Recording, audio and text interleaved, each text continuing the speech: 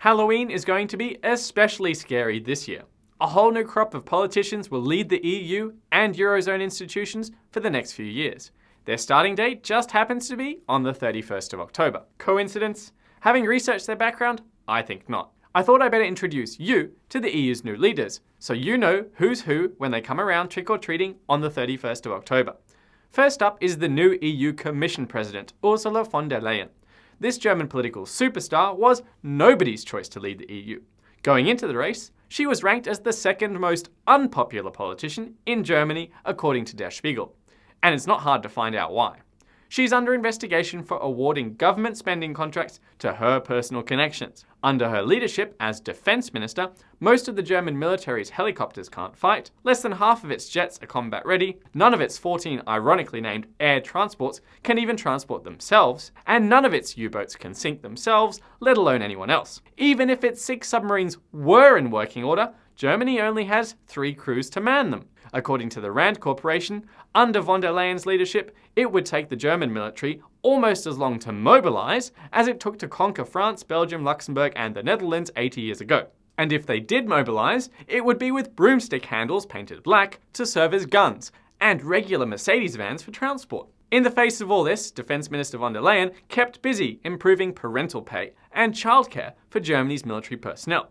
As von der Leyen explained, this is a battle on many, many fronts that requires patience. In anticipation she might be nominated to the EU, presumably in order to get rid of her, von der Leyen ensured the latest readiness report for the German military was kept classified for the first time. Apparently, the readiness of the Bundeswehr is so bad that the public should not be allowed to know about it, said Tobias Lindner, a member of the Greens party. You know you're in trouble when the Greens party is concerned about the state of your defence force. But enough about the new leader of the EU Commission. What about her carefully chosen commissioners who will lead the EU in their various fields?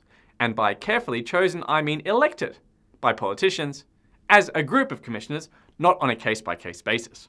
Von der Leyen's pick for EU Justice Commissioner is also under investigation for corruption. According to a Belgian spy, during his time as Belgian Foreign Minister, Didier Reynders was allegedly part of a veritable criminal association. Perhaps von der Leyen chose him because at least he sold weapons that actually worked to the likes of Congo and Libya, while also engaging in money laundering and taking bribes. According to the Financial Times, Mr. Reynders pioneered the idea of a peer review system among EU countries on their respect for the rule of law. Yes, you heard that right, peer review system for the rule of law. Only a politician under investigation for corruption, chosen by a politician under investigation for corruption, could come up with that one. France's European Commission choice, Sylvie Goulard, stood down from her position as French Defence Minister after coming under investigation for misuse of European Parliament funds in 2017. She's still under investigation. Goulard will be the Commissioner for the Single Market and Defence. One of her roles will, quote, involve pioneering a European industrial strategy that promotes EU champions. Unfortunately for Goulard, the EU's current industrial champion, Airbus, looks set to lose a trade dispute at the World Trade Organization over precisely the policies which Goulard champions. And the EU's tech unicorns seem to have a habit of being under investigation themselves. Laszlo Trocsányi is set to become the Commissioner for Enlargement of the EU. This is a bit odd because his party takes a hardline stance on immigration and even closed Hungary's internal borders during the refugee crisis.